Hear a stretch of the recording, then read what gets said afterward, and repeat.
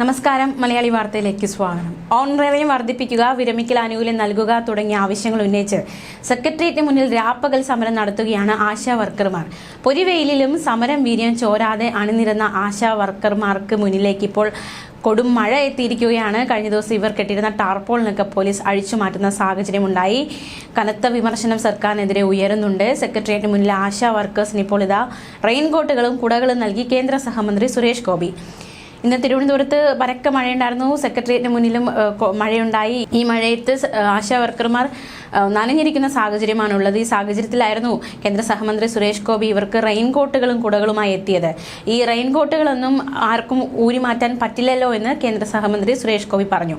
നാളെ താൻ JP നദ്ദയെ കാണുമെന്നും ആവശ്യമെങ്കിൽ പ്രധാനമന്ത്രിയെ കാണുമെന്നും ആവശ്യങ്ങൾ, അതായത് ആശാ വർക്കർമാർ മുന്നോട്ട് വയ്ക്കുന്ന ആവശ്യങ്ങൾ അവരെ അറിയിക്കുമെന്നും അദ്ദേഹം പറഞ്ഞു. മാത്രമല്ല, സർക്കാരിനെ വിമർശിക്കാനല്ല താൻ എത്തിയത്, മറിച്ച് അവർക്കൊരു ഇപ്പോൾ സമരം ചെയ്യുന്ന ആശാ വർക്കർമാർക്കൊരു പിന്തുണ നൽകുക എന്ന ഉദ്ദേശത്തോടെയാണ് താൻ എത്തിയതെന്നും കേന്ദ്ര സഹമന്ത്രി സുരേഷ് ഗോപി വ്യക്തമാക്കി. സർക്കാർ സംവിധാനത്തിന്റെ തീരുമാനങ്ങളൊന്നും ചോദ്യം ചെയ്യാൻ താൻ നിൽക്കുന്നില്ല എന്നും സുരേഷ് ഗോപി പറയുകയുണ്ടായി. കഴിഞ്ഞ ദിവസവും അദ്ദേഹം ആശാ വർക്കർമാരെ സമരവേദി സന്ദർശിച്ചിരുന്നു. ഇന്ന് മഴയത്തും അദ്ദേഹം ആശാ വർക്കർമാർക്കരികിലേക്ക് എത്തിയിരിക്കുകയാണ്. കഴിഞ്ഞ ദിവസം എത്തിയപ്പോൾ അദ്ദേഹം നിർണായകമായ ചില പരാമർശങ്ങൾ നടത്തിയിരുന്നു. ആശാ വർക്കർമാരുടെ സമരത്തെ ആരും താഴ്ത്തിക്കെട്ടേണ്ട എന്നായിരുന്നു കഴിഞ്ഞ ദിവസം സുരേഷ് ഗോപിയുടെ പ്രതികരണം. ആശമാരുടെ ആവശ്യങ്ങൾ കേന്ദ്ര സർക്കാരിനെ അറിയിക്കുമെന്നും കഴിഞ്ഞ ദിവസവും സുരേഷ് ഗോപി വ്യക്തമാക്കിയതാണ്. ഏതെങ്കിലും ഒരു രാഷ്ട്രീയത്തിന്റെ കോപ്പറേറ്റീവ് സംവിധാനത്തെ മാത്രം നിങ്ങൾ താഴ്ത്തി കാണേണ്ടതില്ല എന്നും സുരേഷ് ഗോപി പ്രതികരിച്ചു. പല രാഷ്ട്രീയ സംവിധാനങ്ങളും കുഴപ്പമാണ് ജനങ്ങളോട് ചെയ്തിരിക്കുന്നത്, അതെല്ലാം തോണ്ടിയെടുത്തിരിക്കും. ആശാ വർക്കർമാർക്ക് അരക്ഷിതാവസ്ഥ ഉണ്ടാവുന്നുണ്ടെങ്കിൽ പ്രധാനമന്ത്രിയും കേന്ദ്ര ആരോഗ്യമന്ത്രിയും വിവരം ധരിപ്പിക്കുമെന്നും അദ്ദേഹം പറഞ്ഞു. ഇത് കേന്ദ്രത്തിന്റെ പദ്ധതിയാണെങ്കിൽ അത് വിഭാവനം ചെയ്ത് സ്ഥാപിതമാകുന്ന കാലത്ത് ചില മാനദണ്ഡങ്ങളുണ്ടാവും. ആ മാനദണ്ഡങ്ങൾ പുനഃപരിശോധിക്കാൻ പ്രധാനമന്ത്രിയോട് പറയാം. തീരുമാനമെടുക്കേണ്ടത് പ്രധാനമന്ത്രിയും അദ്ദേഹത്തിന്റെ ക്യാബിനറ്റുമാണ്. അത് പക്ഷേ സമരപ്രഖ്യാപനമല്ല. താൻ സമരത്തിന്റെ ഭാഗമല്ല. സമരം ചെയ്യുന്ന മനുഷ്യരെ കാണാനാണ് താൻ വന്നത്.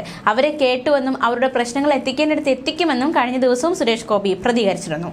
സമരം ചെയ്യുന്ന ആശാ വർക്കർമാരെ പിരിച്ചുവിടാൻ സർക്കാർ നടപടിയെടുത്താൽ കേന്ദ്ര ഫണ്ട് തടയുമെന്നും ആശാ വർക്കർമാരോട് സുരേഷ് ഗോപി വ്യക്തമാക്കിയതാണ്. കേന്ദ്ര പദ്ധതിയായ ആശാ സ്കീമിന്റെ തുടക്കം മുതലുള്ള ചില മാനദണ്ഡങ്ങൾ കേന്ദ്ര സർക്കാർ പുനഃപരിശോധിക്കേണ്ടതാണെന്നും കേന്ദ്ര സഹമന്ത്രി സുരേഷ് ഗോപി വ്യക്തമാക്കി. ഇക്കാര്യം അധികൃതരെ അറിയിക്കും. വിഷയം പ്രധാനമന്ത്രിയുടെയും കേന്ദ്ര ആരോഗ്യമന്ത്രിയുടെയും ശ്രദ്ധയിൽപ്പെടുത്തും. എന്നാൽ ഉറപ്പ് പറയാനാകില്ല. കേന്ദ്ര മന്ത്രിസഭയുടേതാണ് അന്തിമ തീരുമാനം. SUCI നേതൃത്വത്തിൽ സെക്രട്ടേറിയറ്റിന് മുന്നിൽ നടക്കുന്ന ആശാ സമരത്തിന് പിന്തുണയായി എത്തിയതായിരുന്നു മന്ത്രി. എന്നാൽ കേന്ദ്ര സർക്കാർ ആശാ സ്കീമിന് നൽകാനുള്ള 100 കോടിയുടെ കാര്യത്തെക്കുറിച്ച് സുരേഷ് ഗോപി കഴിഞ്ഞ ദിവസം പരാമർശമൊന്നും നടത്തിയിരുന്നില്ല. ദേശീയ ആരോഗ്യ മിഷൻ നൽകേണ്ട 600 കോടി സംബന്ധിച്ചും പ്രതികരിച്ചില്ല. കേന്ദ്രമന്ത്രി എന്നതിലുപരി ചലച്ചിത്ര നടനായിട്ടായിരുന്നു സമരവേദിയിൽ സുരേഷ് ഗോപിയുടെ പ്രകടനം. താൻ സമരത്തിന്റെ ഭാഗമല്ലെന്നും സമരക്കാരെ കാണാൻ മാത്രമായി എത്തിയതെന്നുമായിരുന്നു അദ്ദേഹം പറഞ്ഞത്. ആശമാർക്ക് കേന്ദ്രം നൽകുന്ന ഓണറേറിയം കൂട്ടണമെന്നത് സംസ്ഥാനത്തിന്റെ വർഷങ്ങളായുള്ള ആവശ്യമാണ്. ഇത് ഉന്നയിച്ച ആരോഗ്യമന്ത്രി വീണ ജോർജും മുൻ ആരോഗ്യമന്ത്രിമാരായ PK ശ്രീമതി KK ശൈലജ എന്നിവരും കേന്ദ്ര ആരോഗ്യമന്ത്രിമാരെ പലതവണ കണ്ടിരുന്നു.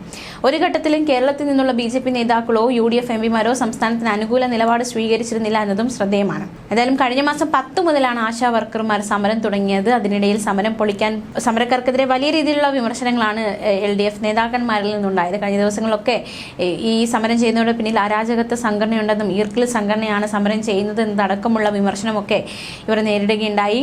അതിനിടയിലാണ് കഴിഞ്ഞ ദിവസം പോലീസ് സെക്രട്ടേറിയറ്റിന് മുന്നിൽ രാപ്പകൽ സമരം നടത്തുന്ന ആശാ വർക്കർമാർ മഴ നനയാതിരിക്കാൻ കിട്ടിയ ടാർപോളിന് അഴിപ്പിച്ചത്.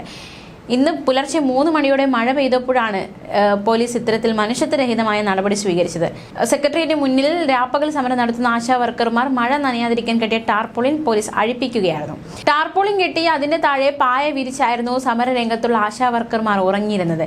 ഇവരെ വിളിച്ചുണർത്തിയാണ് ടാർപോളിൻ അഴിച്ചു മാറ്റിയത്. നടപടിക്കെതിരെ ആശാ വർക്കർമാർ കയർത്തു. പക്ഷേ പോലീസ് ഈ ഒരു നടപടി തുടർന്നു.